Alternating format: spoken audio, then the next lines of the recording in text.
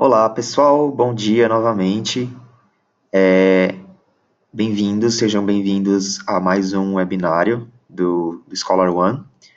Esse webinário é muito importante porque ele é sobre a nova versão do sistema, a 4.22, que dentre as coisas novas, né, talvez a mais importante seja a possibilidade de ter o sistema traduzido para português e espanhol, que eu vou comentar disso. Então sejam todos muito bem-vindos. Algumas pessoas estão chegando ainda, mas eu já vou começar porque a gente tem muita coisa para ver e eu não quero que o horário seja comprometido por conta enfim, que tem muita coisa, muito conteúdo mesmo. Então, primeiramente, obrigado por todos estarem comparecendo mais uma vez. É sempre muito bom ver vocês todos engajados e participando. Então, toda vez que tem um webinário, eu me surpreendo sempre com a quantidade de pessoas que participam, isso é muito bacana. Vou pedir que os microfones permaneçam desligados, tá? Para não ter nenhum tipo de interferência. E vocês podem usar a janelinha de chat do bate-papo para mandar as perguntas e comentários, tá?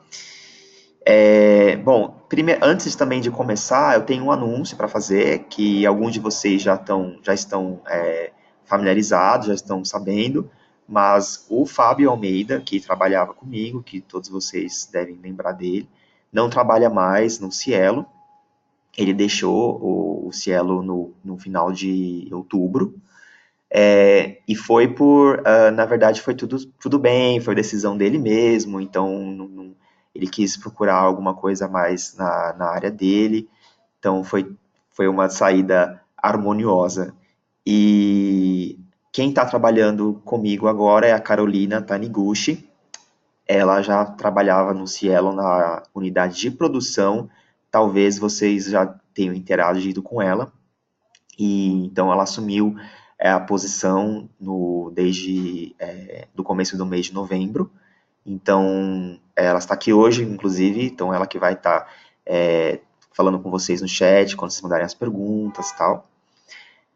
Então, para que vocês sejam também, para que fique oficializada essa transição aqui no webinário também. Então, vamos dar início. A agenda do webinário, na verdade, ela é um pouco maior do que eu tinha enviado no e-mail primeiramente, no convite. Então, eu tinha dito só que ia ser sobre o lançamento da versão, praticamente, a versão 4.22. Mas tem outras coisas também que eu fui acrescentando à medida que eu fui vendo necessidade e que surgiu de lá para cá, que eu achei interessante aproveitar essa oportunidade para falar para vocês. Então, essa é a agenda de hoje, começando pelo primeiro tópico, que é o lançamento da versão. Então, para isso eu vou utilizar o documento que vocês talvez deram uma olhada ou não sei, com os release notes, né? Esse documento PDF aqui, que está disponível online, eu cheguei a encaminhar para vocês no convite, mas está lá no site do Scholar One também, para quem quiser dar uma olhada. Ele lista todas as novidades do sistema, e eu vou, como sempre, como de costume, eu destaquei as partes mais relevantes para que vocês, para que fique mais direto ao ponto. Então, quais são as grandes melhorias, novidades dessa versão? A primeira é a integração com integração de submissão. Essa integração com submissão, ela tá permitindo que o sistema se conecte com outros sistemas terceiros, né, de autoria de pré-prints, então servidores de pré-prints e portais de publicadores para já facilitar a submissão, tá? Então, isso vai fazer o quê? Se o autor começou a submissão em outro serviço, em outra plataforma, ele já pode mandar para o Scholar One de forma automática, mais ou menos assim, forma automática. Então, ele já vai recuperar alguns dados, vai facilitar a submissão, tá? Então, eu vou entrar em mais detalhes daqui a pouco disso. Só para deixar claro que isso ainda está disponível somente por via configuração, ou seja, não vai estar disponível por padrão para vocês. Isso tem que ser configurado. E eu vou daqui a pouco retomar. Outro tópico interessante é o de atividade atípica, né, ou atividade suspeita, detecção de atividade suspeita, digamos assim. Vou comentar em detalhes. As mudanças de branding, né, da marca, que agora a Thomson Reuters não é mais a dona do ScholarOne, e sim a Clarivate. Então, eles trocaram os logos e fontes. Isso foi uma mudança mais de layout. Uma pergunta do Publons, que eu vou falar um pouquinho mais detalhes o que é, o que isso significa. Links rápidos no score sheet do parecerista. Atualização da API do ORCID, que agora está na versão 2.0. E, finalmente, né, o idioma português e espanhol disponível. Mas vou chegar nesse ponto daqui a pouco. Então, como eu já adiantei bastante falando da integração, então o ScholarOne está sendo modificado para permitir maior integração com outros sistemas de autoria, servidores de pré-prints e outros portais. Tá? Então, esse é um avanço, né, da plataforma. Então, o autor vai poder começar a submissão de fora do ScholarOne. Então, existem hoje várias ferramentas e portais e servidores que permitem que o autor submeta trabalhos, e aí isso vai ser meio caminho para a submissão do ScholarOne. Pessoal, estou vendo que algumas pessoas estão com dificuldade de som, não faz muito sentido eu dar a instrução por áudio, porque se vocês não estão ouvindo, vocês não vão conseguir me ouvir de qualquer forma. Então, a gente vai passar no chat as instruções de configuração do áudio, para vocês verificarem se está tudo certinho. Aqui no... Isso. Ok. Tem algumas pessoas ouvindo, outras não, isso é normal. Então, certamente é um problema específico das pessoas que não estão ouvindo, porque tem gente que está ouvindo tranquilamente. Bom, então, retomando. Isso vai permitir que a submissão já seja facilitada, porque ele vai reaproveitar os dados desses servidores, dessas plataformas, para já começar a submissão e já ir adiantando as coisas, tá? Por enquanto, isso vai servir só para submissão, mas... não, me engano. Esse lançamento já está também contemplando revisão e resubmissão. Eles estão procurando outros parceiros, então, por enquanto, os parceiros incluem o BioArchive, que é um repositório de pré-prints, o Cronos e o Autorea, que é uma plataforma de serviços para autor. Eles estão em discussões com outros parceiros, então essa lista de parcerias vai aumentar. E por enquanto, isso ainda está em fase de piloto. A gente, como eu comentei lá em cima, está disponível apenas por configuração. Não é algo que está pronto assim agora, quem quiser usar, tal. Isso ainda está um pouco em desenvolvimento, mas eles estão começando agora isso. Então, nós vamos ter mais novidades disso no futuro. Principalmente porque o programa Cielo, está buscando ter o seu próprio servidor de pré-prints, a gente está buscando parceria com o Autorea, inclusive. Então, a gente tem muito interesse nessa integração com o sistema, mas por enquanto não tem muito o que mostrar disso aqui para vocês, na prática, tá? Mas saibam que isso está sendo desenvolvido e está sendo cada vez mais forte. Aqui tem um fluxo de como que funciona, tá? Então, o autor submete o trabalho nessa plataforma externa ao ScholarOne.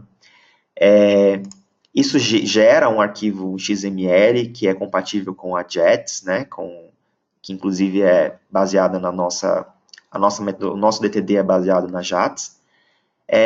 Depois isso vai para o sistema, né, passa por um servidor aqui e tal, e vai para o sistema do ScholarOne, e o autor recebe um e-mail dizendo que a submissão está pronta para ele finalizar. Então isso ainda é só um fluxograma mesmo, a gente precisa testar mais no sistema para ver como que isso se dará na prática. Daí a gente parte para o segundo recurso novo, que é eles chamam de Unusual Activity Detection, né? Ou traduzindo seria detecção de atividade suspeita ou não usual. Esse é um recurso muito interessante que eles fizeram, que eu acho que tem muito a ajudar e parece ser bastante promissor. Ela ajuda a detectar comportamentos suspeitos de fraude ou de ações não éticas. Então, eu vou dar alguns exemplos. Então, eles desenvolveram alguns algoritmos e uma certa inteligência automatizada que combina uma série de fatores e de ações para detectar se houve algo de suspeito durante o peer review, durante o processo de avaliação. Tá? Então, eles disponibilizam relatórios para você poder ver da onde é essa atividade, se ela é suspeita mesmo, e ela dá para você configurar quem que vai ter acesso, né? Então, admin, editor, tal. Então, como que funciona isso? Tem indicadores, né? Eles dividiram por indicadores. O acesso padrão, que chamam de standard, é o que os editores vão enxergar, tá? Os editores vão ver um status amarelo ou vermelho. O amarelo sendo o mais brando, quer dizer que existe uma atividade suspeita, mas ela não é tão grave. E o vermelho é uma atividade que é muito grave, tá? Que foi detectada. Então, isso vai aparecer dessa forma, um alto risco, né, um alerta de alto risco, na página do manuscrito. Vai aparecer essa faixa vermelha aqui, que foi detectada uma atividade suspeita nessa submissão. Para que o editor possa saber o que se trata, ele sugere que entrar em contato com o administrador, porque, como eu disse, o editor não consegue ver o relatório, né? Só o admin vai conseguir ver esse relatório. Daí a gente tem o alerta de risco médio, que é esse amarelo mais brando, que quer dizer que uma certa atividade, né, suspeita foi detectada, mas não é algo muito grave, ou pode vir a ser, mas a princípio não. Novamente, não dá para ele ver o relatório, tem que pedir ao admin.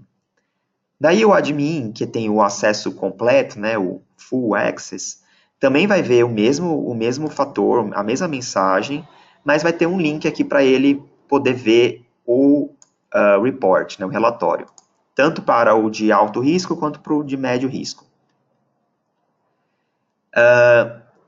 Esses alertas podem ser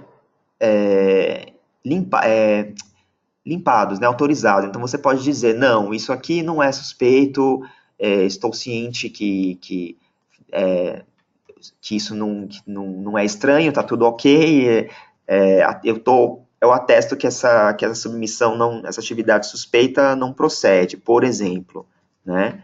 Então é como se você estivesse limpando esse relatório de atividade suspeita. Então, isso tem que ser feito pelo admin, ele tem que marcar aqui que ele revisou, né, esse relatório e que ele está ciente de que isso está ok, e você pode colocar um motivo aqui, né, você pode especificar por que isso não é suspeito, tal.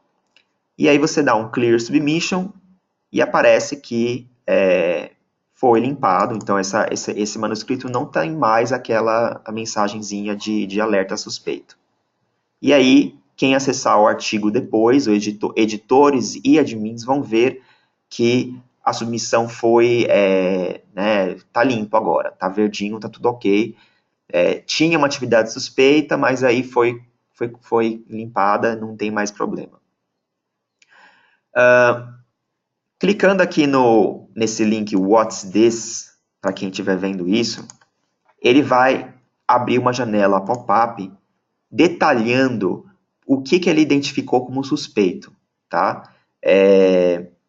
Na verdade, não, perdão, me enganei. Isso está no relatório que eu vou mostrar daqui a pouco.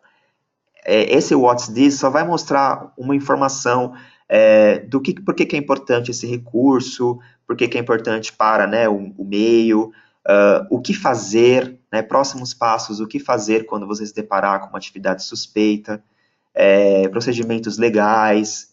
Então, um pop-up informativo mesmo. É esse aqui, tá?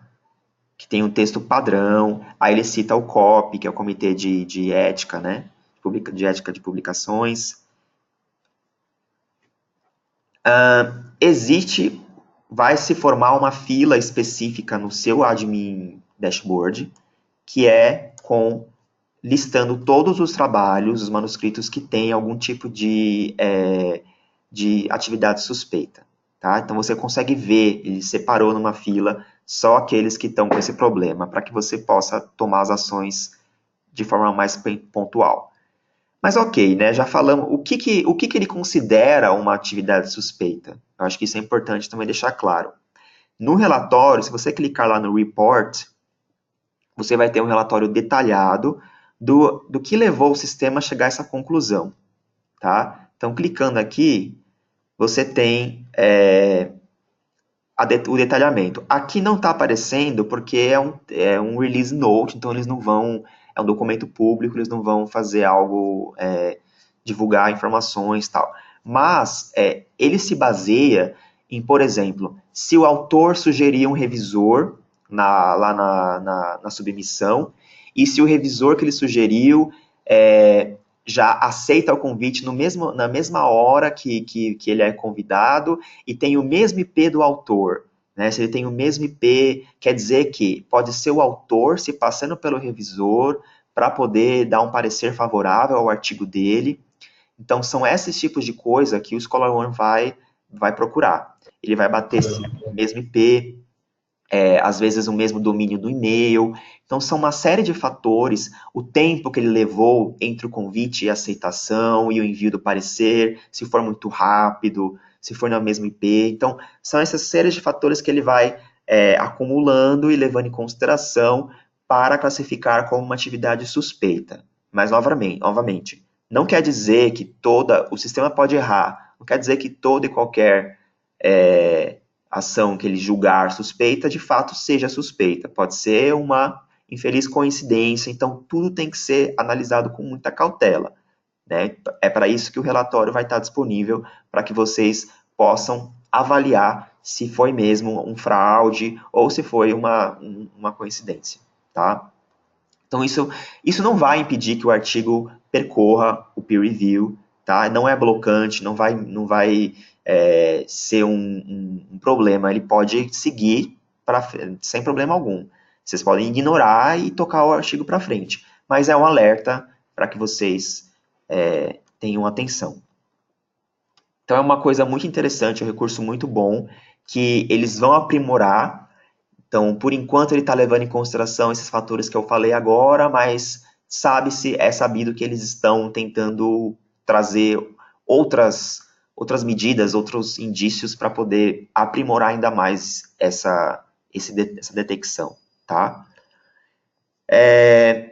Bom, o próximo tópico é as atualizações de marca, né, da Clarivate, que acho que vocês já sabem, mas a Thomson Reuters vendeu toda a parte de ciência deles e agora pertence à Clarivate.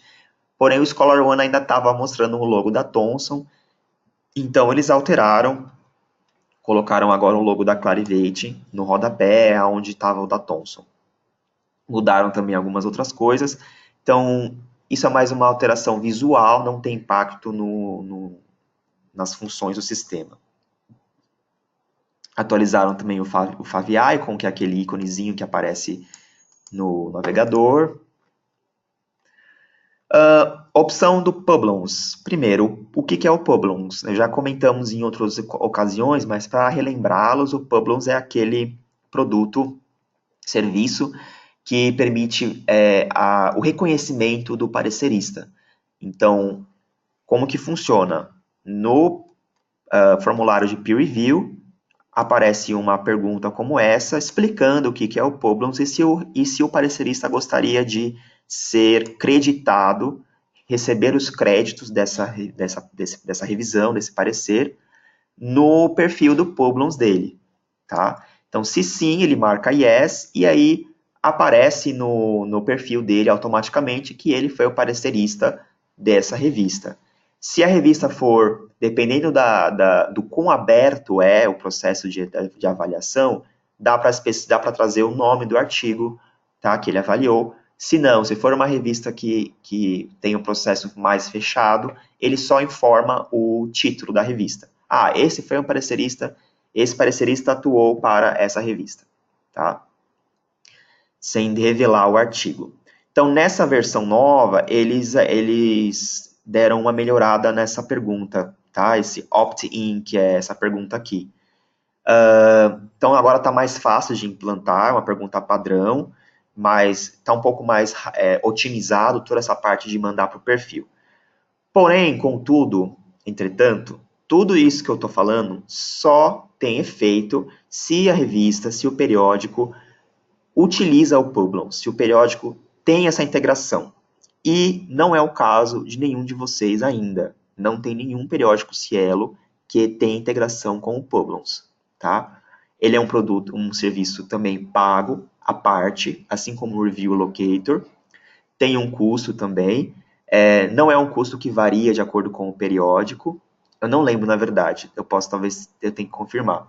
E a gente até depois, quem tiver interesse, a gente pode mandar qual seria o valor para sua revista. Eu não lembro se é fixo ou se varia. De qualquer forma, não tem ninguém usando isso agora, então eu não vou entrar muito em detalhes aqui. Mas só para vocês saberem que isso existe, já foi falado em outros momentos. Não somente existe, como agora ele é um produto da Clarivate também. A Clarivate adquiriu o Publons no ano passado, finalzinho, aliás, esse ano. Já está acabando o ano, já está achando que acabou. E então a Clarivate adquiriu o Publons, faz parte deles agora, né? Como Review Locator, como Scholar One. Então, claro, é um recurso muito bom, é uma ferramenta interessante. Quem procura reconhecimento para pareceristas pode ser uma boa opção, porém tem os custos, que é uma assinatura anual.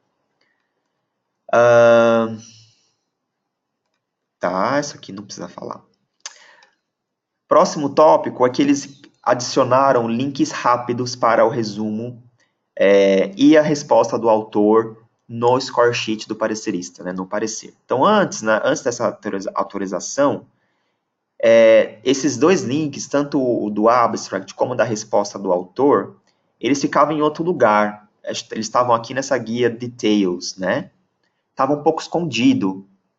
O parecerista, às vezes, não achava com muita facilidade. Agora, eles colocaram aqui, ó, logo do lado do ID. Então, esse lado direito aqui é o do formulário, né? Então, está sempre visível, ele fica mais fácil de achar, né? Tanto o resumo quanto a resposta do autor.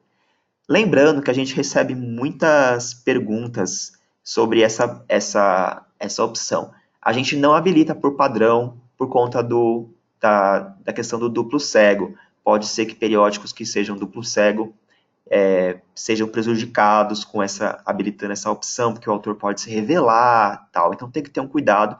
O periódico que quiser deixar disponível essa resposta do autor, lembrando, essa resposta é aquela que ele deu para a carta com a decisão editorial, tá? Quem tiver interesse, manda um e-mail para a gente. Eu acho que mais da metade dos nossos periódicos já mostra, mas se você ainda não mostra para o seu parecerista e você quiser, entre em contato com a gente que a gente libera isso.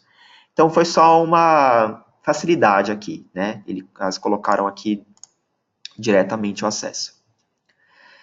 Isso é algo que vocês pediram muito e que não estava lá em cima no resuminho, mas está disponível agora mais 10 flags para manuscritos e para contas. Porém, é 5 para cada, né? Então é 10 ao todo, 5 para manuscritos e 5 para pessoas. Então, isso era algo que vinha sendo pedido há muito tempo e finalmente eles colocaram. Então, se você já atingiu o limite de flags e você quer colocar novas flags, entre em contato com a gente que a gente coloca, tá? O mesmo esquema, manda qual é a flag, a legenda e a gente coloca.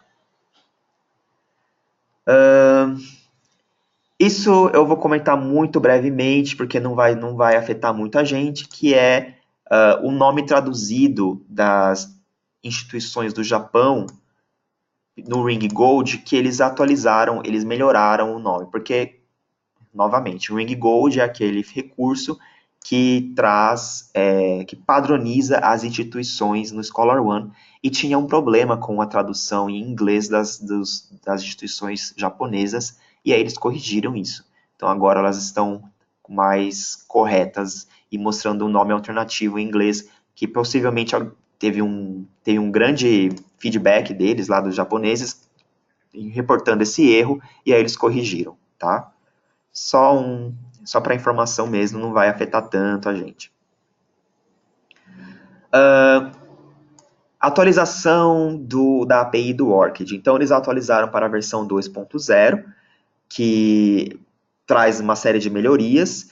E, por enquanto, a gente não consegue ver muito isso. Eles estão essa atualização, na verdade, ela tá em antecipação para futuras melhorias que eles vão fazer com o Orchid. Então, eles vão fortalecer ainda mais a integração com o Orchid, que hoje ela já é bem forte, mas eles vão melhorar ainda mais.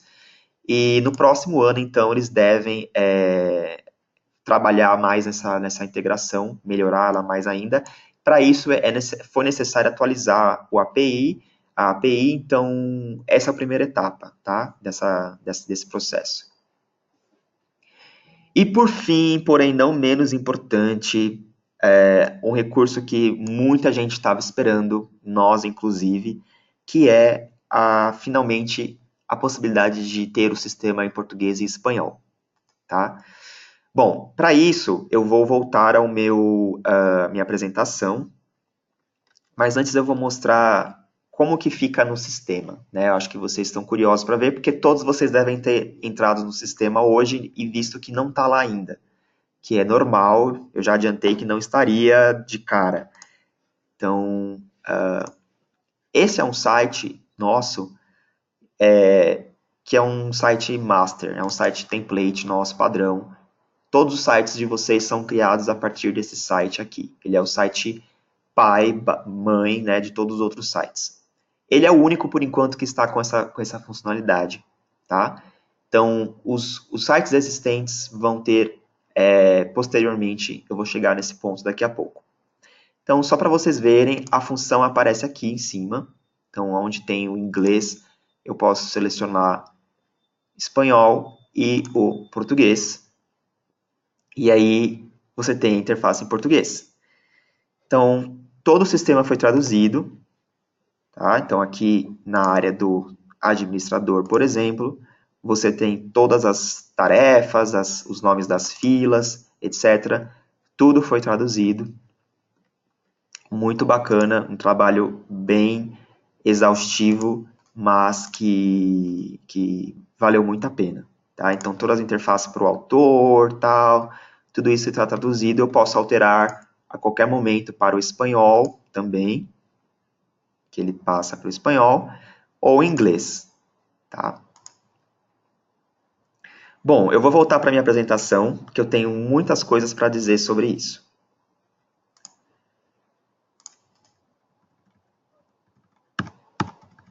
Então, multidioma orientações. Então, essa é uma escolha do usuário, tá? Optar pelo idioma inglês, português ou espanhol ao navegar pelo sistema. A gente ficou responsável por revisar e validar a tradução em português. Então, foi um trabalho árduo, a gente teve que revisar os termos, enfim, a ortografia, gramática, etc. E Não quer dizer que está 100% pronto, não quer dizer que não vão ter ajustes, com certeza terão, mas a gente fez o máximo que dava dentro do prazo que a gente tinha. A princípio, vai estar disponível apenas para novos sites, tá? Então, ninguém que está aqui online nesse webinar vai ter acesso a isso agora, nesse momento, a partir de hoje, né? Assim, hoje. Então, os novos sites que vão ser criados a partir de hoje, sim, vão ter, porque vão ser cópias do site que eu mostrei, do site mãe. Os sites existentes serão atualizados na sequência, cronograma ainda a ser definido. Tá? Eu vou comentar disso.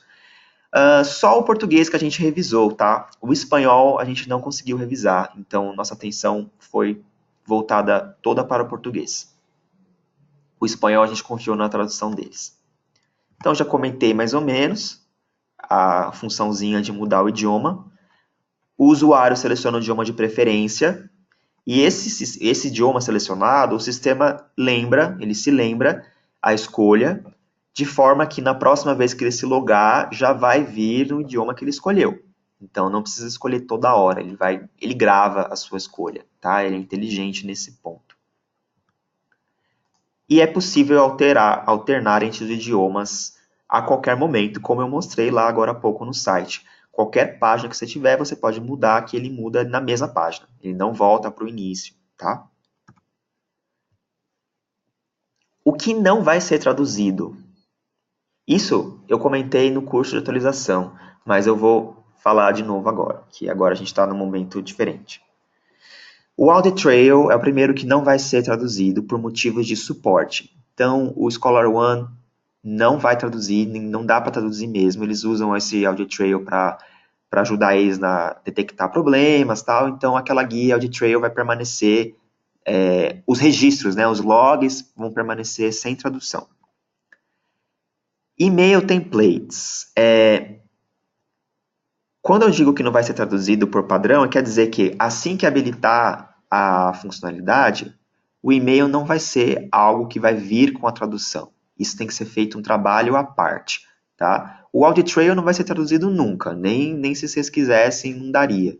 O e-mail dá para ser traduzido. Hoje já dá, né? Convenhamos que hoje já é possível. Mas não é a funcionalidade do idioma que vai traduzir eles. Por quê? Porque não há como o sistema saber o idioma de preferência do usuário. Então, nos e-mails automatizados, não tem como determinar que o e-mail em português vai ser enviado, ou o e-mail em inglês, ou o e-mail em espanhol. Vocês até podem escolher o e-mail quando vocês, antes de enviar a mensagem, aqueles e-mails que aparecem em pop-up. Porém, para os automatizados, não tem como definir qual idioma que vai.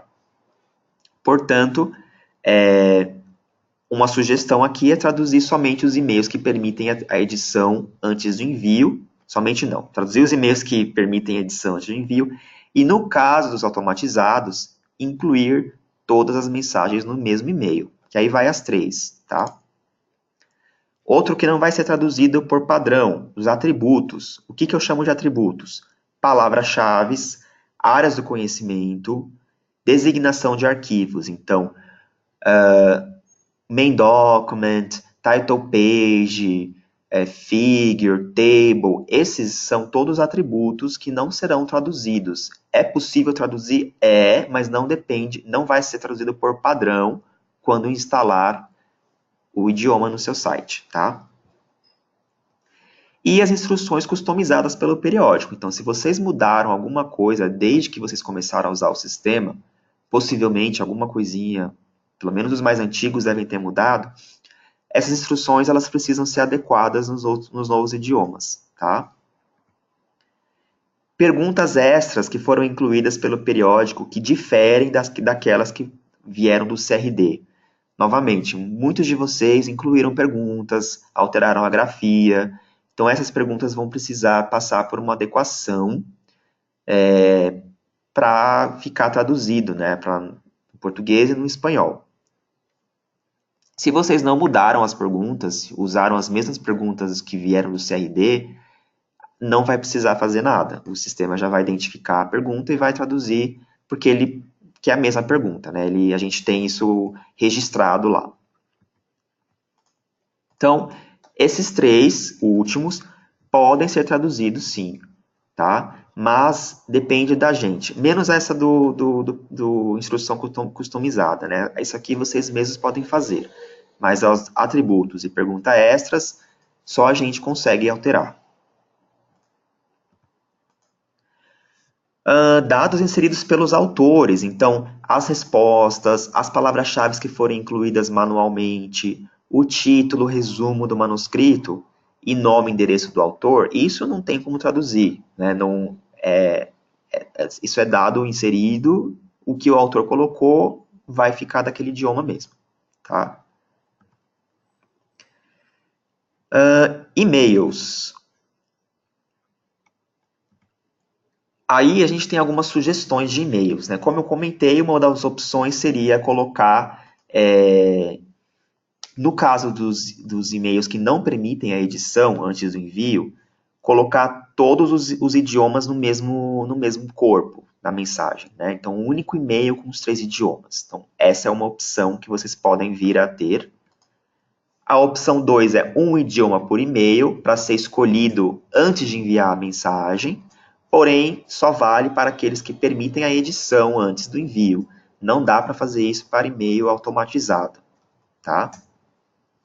E a opção 3 é deixar tudo em inglês, que é como a maioria está hoje. Não alterar os e-mails, por exemplo, tá? Ou você pode manter, assim, os e-mails de comunicação interna somente, aqueles que não vão para fora da revista, tá? Então, essas são 3 opções que a gente sugere, que vocês podem adotar em relação aos e-mails. A gente está providenciando a tradução dos e-mails com base no site de origem. Então, o site de origem é esse que eu mostrei, que é o master. O que significa isso? Se vocês alteraram os e-mails de vocês, desde que vocês começaram a usar o sistema, pode ser que ele esteja diferente do e-mail padrão.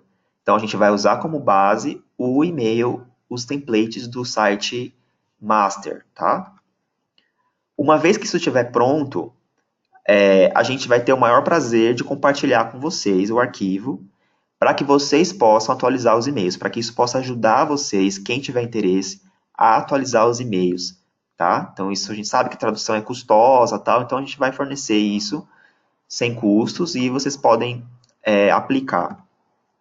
Cada periódico, então, fica responsável por editar os templates em seus respectivos sites. Se vocês tiverem interesse, novamente, tá? Se for algo que vocês querem traduzir os e-mails. E a gente pode apoiar vocês nesse processo. Quem tiver dificuldade, tal, com os e-mails, que a gente sabe que pode dar um certo trabalho, inclusive, quando eu digo apoiar, é guiar vocês, né? A gente não vai fazer o trabalho de atualizar os e-mails em si. A gente vai orientar como isso pode ser feito.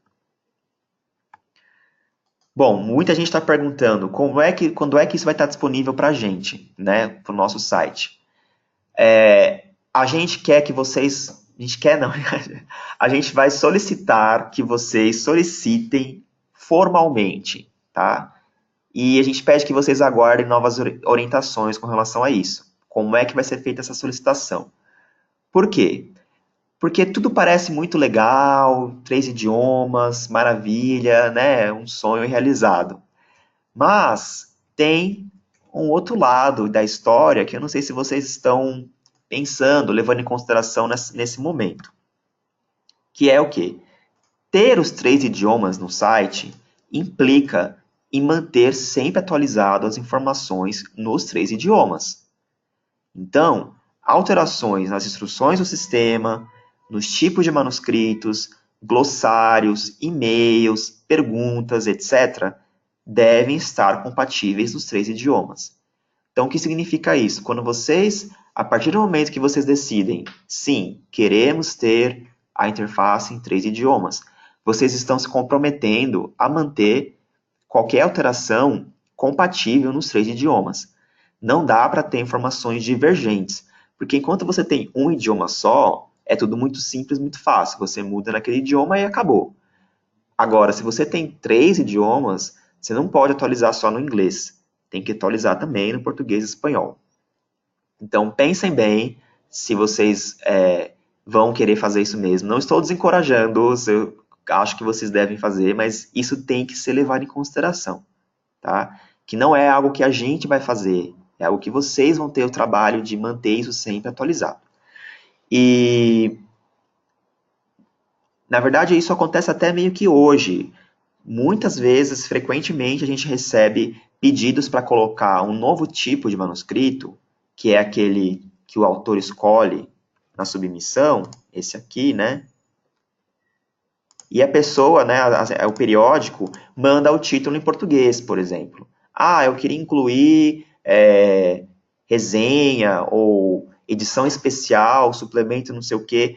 Então, o sistema está em inglês, então tem que estar em inglês, né? Então, esse cuidado tem que valer mais ainda quando a partir do momento que vocês decidem ter os 3 idiomas. Então, sempre pensando agora, a partir de agora, se vocês forem adotar mesmo, nos 3 idiomas. A gente está com um cronograma ainda para ser definido, mas o início previsto vai ser em janeiro. Então, não temos condições de fazer isso agora, até porque não está tudo pronto para fazer isso agora, não depende só da gente. Tem coisas no Scholar One que ainda precisam ser ajustadas para começar a fazer isso. Então, a gente está com o início previsto para janeiro. E os periódicos que utilizam o Scholar One há mais tempo terão prioridade. Então, o que significa isso? Em um dado momento, nós vamos solicitar, enviar um e-mail formal para vocês, pedindo que vocês informem se vocês querem ou não ter os 3 idiomas, tá? Quem quiser, quem falar que sim, eu quero, tal, a gente vai colocar numa fila por ordem de tempo de sistema, que é justo que os mais antigos recebam primeiro, porque é algo que a gente está prometendo já há um tempo. Então, quem usa mais tempo está esperando há mais tempo. Então, esse foi o critério que vai ser adotado. Pode ser que o periódico defina que ele não vai querer os 3 idiomas, que ele está feliz com o idioma inglês, que tudo bem para ele, e que tudo bem. Vocês não são obrigados a usar os 3 idiomas. Se vocês estão contentes com o idioma inglês da forma como está hoje, não há necessidade de ter também o inglês e o espanhol. Tá? Fica opcional. Da mesma forma que se vocês decidirem não ter agora e ter somente depois, também é possível. Então vocês podem decidir que mais para frente a gente vai querer, agora não. Não tem problema, tá? Então, aguardem novas orientações com relação a isso, mas está chegando no próximo ano. E aí tem uma orientação final, importante, que tem a ver com o que eu já falei. Ele não é um Google Translator. O que significa isso? Ele não vai traduzir automaticamente. Toda e qualquer alteração de conteúdo informativo deverá ser replicada nos demais idiomas.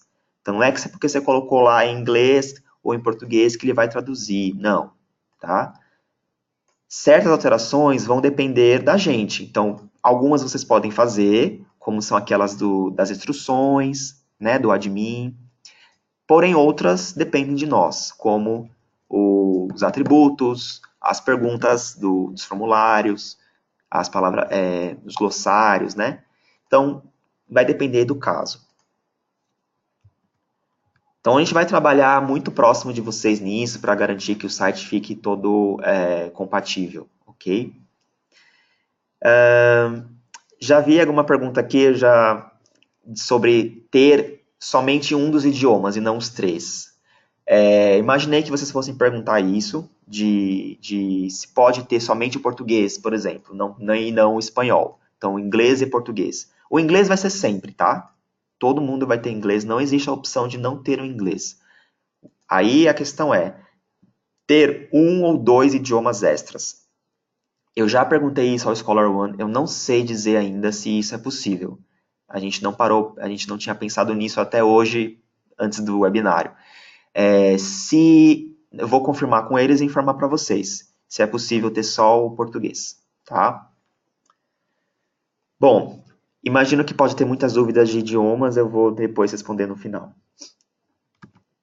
Então, seguindo com a agenda, próximo tópico é obrigatoriedade do ORCID, que tem a ver com os critérios Cielo. Os critérios Cielo vão ser atualizados em janeiro de 2018, então já vou adiantando para você algumas coisas. O ORCID ID vai passar a ser obrigatório, tá? E essa fase, a fase de adaptação e implantação vai ser dividida em duas.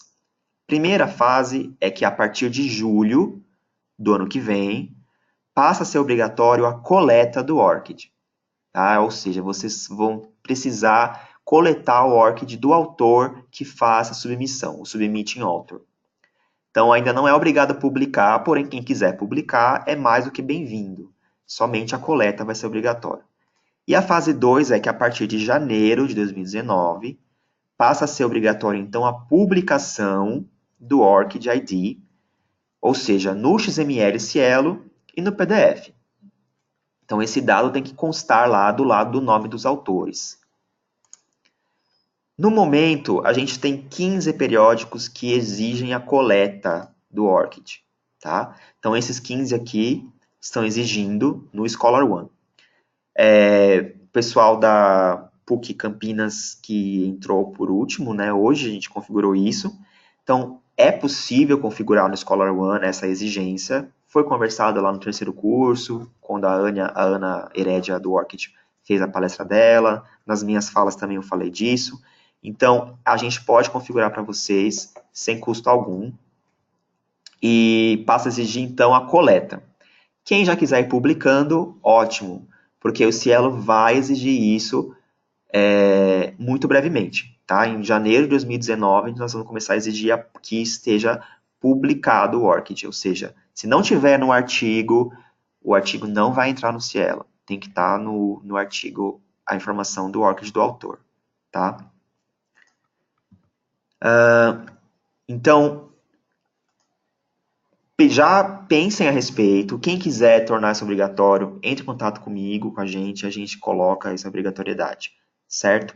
Então, mas vocês vão ter ainda esse período aqui de 6 meses, né, de 7 meses até julho, para adaptação. Conversa, tal, com os editores, etc. Próximo item é Conversation Tool. Não sei se vocês lembram, mas o Conversation Tool a gente mostrou há um tempo já, né? Foi feito um piloto em novembro de 2016, eu adiantei no segundo curso Scholar One, que é aquela ferramenta que permite você conversar entre editores, pareceristas não, entre editores. Essa ferramenta estava sendo aprimorada com base no feedback da fase piloto e em breve vai estar disponível no site Cielo. A gente ficou sabendo ontem de que isso estava disponível já para instalar. Eu estava, na verdade, esperando o Scholar One informar para a gente, então em partes, foi um pouco de falha deles por não ter avisado que já estava disponível, porque ela estava em piloto ainda, mas já está disponível. Porém, a gente ainda precisa instalar, então não existe a abinha ainda lá para vocês não vão enxergar a abinha. Mas isso em breve, muito em breve, assim, a gente vai estar disponibilizando para vocês. E eles estão estudando a possibilidade de expandir o uso dela para avaliadores também, que hoje ela vai ser só de editores. Assim que ela estiver disponível, eu vou mandar o guia dela e o vídeo com orientação, para vocês verem como que é, porque faz tempo, talvez vocês não se lembrem. Quem quiser dar uma olhada já, ela tá lá no Get Help Now, na ajuda, né, naquele portalzinho de ajuda, tem aqui o guia, ó, Conversation Tool, tá vendo? Março de 2017, e tem o vídeo também do Conversation Tool. Então vocês podem dar uma olhada nele, que ele tá mostrando como é que ela funciona, quem quiser já ir se inteirando com ela, tá? Então, em breve vai estar disponível para vocês. Vou fazer o máximo possível para que não demore muito. Porque eu sei que tem muitos periódicos perguntando sobre ela. A gente recebe e-mails de vira e mexe de gente querendo saber. E aí, para onde foi essa ferramenta e tal.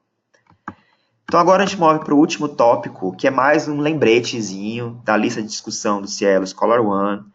Eu sei que eu estou batendo na mesma tecla, já falei disso trocentas vezes, mas eu acho que vale a pena falar de novo. Que a gente tem um grupo no Google que tem o objetivo de trocar informações, responder dúvidas, compartilhar experiências. É um grupo aberto e a gente tem 97 membros agora, atualmente.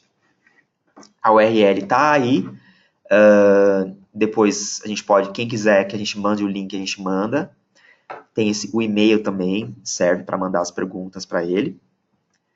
Então aqui tá ficando bem legal, assim, as pessoas têm participado, né? Então, pessoal, a gente estimula que as dúvidas sejam enviadas para o grupo e não mais para a gente. Pode enviar, claro, algumas dúvidas mais particulares, mas assim, se você acha que aquela dúvida pode ser a dúvida de outra pessoa, manda no grupo, porque outras pessoas podem responder, outras pessoas podem ficar sabendo. A gente está tendo uma participação muito legal de alguns periódicos, né, como o da Contabilidade e Finanças, da USP, Ambiágua, pessoal da PAB também, da PVB, do Rafael Grilo, que vira e mexe, dá algumas dicas lá. Então, tá tendo uma experiência boa, e a gente quer que isso continue assim. Porque às vezes a gente percebe que uma pergunta que foi feita lá desperta o interesse de outras revistas que não sabiam daquele recurso, e aí manda e-mail para a gente perguntando, tal, aí a gente habilita o recurso. Então isso é bacana, porque todo mundo recebe os e-mails. Bom, então entrem lá, se inscrevam, participem e ajudem a nossa comunidade. Então, da minha apresentação era isso. Agora a gente pode passar para as perguntas, que acho que vocês enviaram. Tá, algumas perguntas já foram respondidas, né, conforme eu fui vendo, espiando ali no chat. Quando as perguntas entram no ar, já comentei que a partir de janeiro a gente vai começar o cronograma, tá? Não vai ser algo muito rápido, talvez um por a cada 2 semanas, um site a cada 2 semanas, a gente vai ter uma noção melhor com o tempo, porque tem um trabalhinho que a gente tem que fazer por aqui, tá? Que não é algo tão simples assim de ser feito. Luana da JB Pneu. Alex, o Review Allocator só funciona com o título do artigo em inglês? Não. Não que eu saiba. O que pode acontecer é que ele limita, né, um pouco as suas buscas, porque ele vai buscar só com artigos que falem o mesmo idioma dele. E então isso vai limitar bastante, porque o perfil do pesquisador vai estar com dados em inglês, tal. Eu não sei, na verdade, se isso é só com inglês. Eu posso depois perguntar isso para ter mais claro, tá? Porque a impressão que eu tenho é que, a princípio, não, mas ele não vai ser tão eficiente quanto o inglês. Então, acho que a resposta é mais ou menos essa. Acho que em inglês é mais preciso, tá? Porque todos os algoritmos acho que foram feitos pensando no inglês. Acho que no português e outros idiomas ele pode até ajudar, mas fica um pouco... Alguns resultados podem ser estranhos, tá? Se pode ter 2 idiomas ou 3, já verifiquei que estamos verificando isso. Hickman, da Mioc, perguntou: como essa coleta será realizada? No formulário, campo obrigatório? Sim. A coleta aparece na submissão, tá? Então, aqui na parte de autores, ele vai exigir, nesse momento, o ORCID, tá? Se o autor não informar o ORCID, ele vai ter que... O sistema não vai deixar ele finalizar a submissão, porque ele vai estar atrelado ao autor que faz a submissão. Então, é importante que na coleta esteja obrigatório. Então, isso é algo que a gente configura bem rápido. Eu acho que... Deixa eu mostrar um exemplo de uma revista que já está fazendo isso, que aí fica mais fácil de vocês verem. É que no meu caso eu estou com... A gente tem um ORCID. Ah, não. Então tá, ok. Então aparece isso aqui.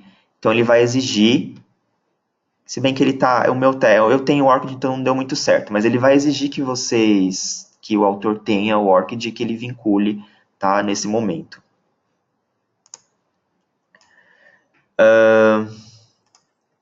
Luana, os títulos em português não lista.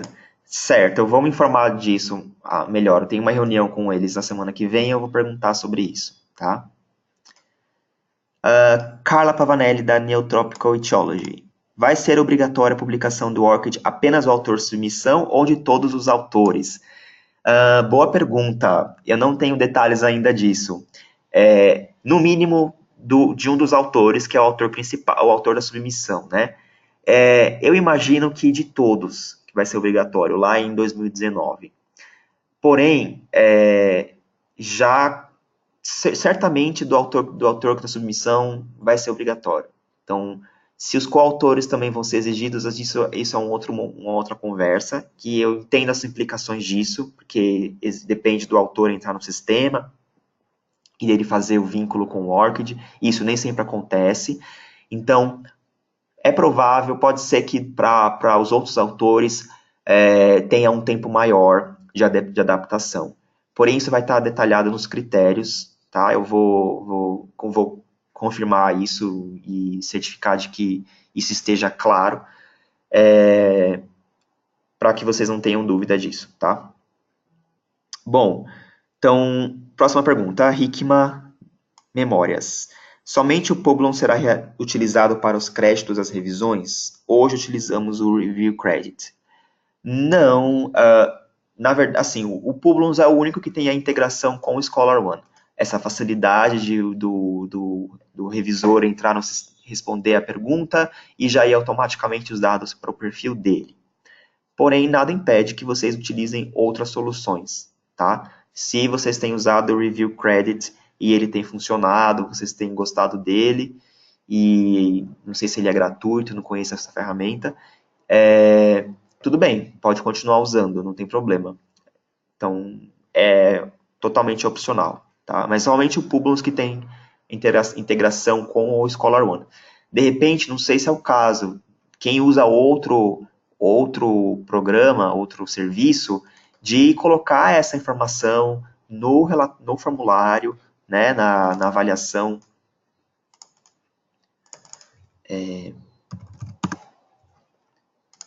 Então, deixar isso explícito para o parecerista, se é que isso já não está feito, né, não sei, dizendo que eles têm a possibilidade de fazer esse vínculo. Então, em algum lugar aqui, atualizar as instruções dessa página, deixar mais claro que eles podem fazer, podem colocar o crédito, vai ser colocado o crédito deles lá no perfil deles, do Review Credit, ou no e-mail, tá? É importante que o revisor saiba disso, porque muitas vezes isso é um estímulo para o parecerista avaliar para sua revista. Então, quando ele já foi feito várias pesquisas que mostram que se o avaliador sabe de antemão que ele vai receber o crédito dele em algum sistema tal, a chance dele aceitar o convite, as chances dele fazer o parecer são maiores, tá? Que isso serve como um estímulo.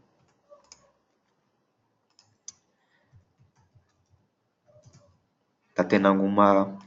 Ah, tá. É grátis sim, então o Review Credit é uma solução gratuita que talvez vocês possam dar uma olhada. Bom saber, não conhecia. Próxima pergunta, Luiz Antônio Tarcitano.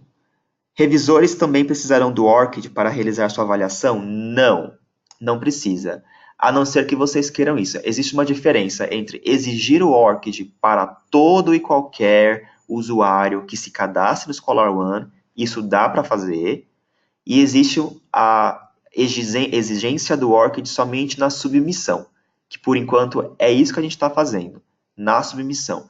A gente não, quem quiser fazer para todos os usuários pode fazer, mas pode ser um empecilho, né, para o avaliador. Ele pode ser que a gente sabe que o avaliador é uma figura sensível e rara e difícil de conseguir, né, os pareceres. Então a gente quer facilitar o processo o máximo possível. Então não é, pelo menos nos critérios, não vai ser obrigatório dos revisores. É só para autores mesmo, tá?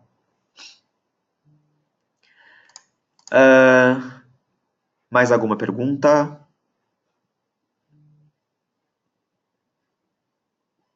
Tá. Bom, a gente está muito ansioso com a questão do idioma, idioma português e espanhol.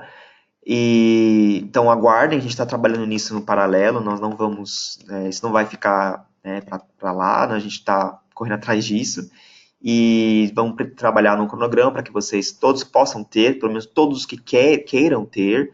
Então aguardem novas instruções nossas e procurem já começar a coletar o ORCID, isso mais cedo ou mais tarde vai ser uma exigência para publicar. Então, quanto antes vocês começarem a coletar, mais cedo vocês vão ter esses ORCIDs para poder publicar. O XML, né, a DTD do Cielo já está preparada para identificar o ORCID, já tem revistas que publicam o ORCID no site, já está disponível, se você acessar. Eu tenho uns exemplos depois que eu posso mostrar para vocês, quem tiver interesse.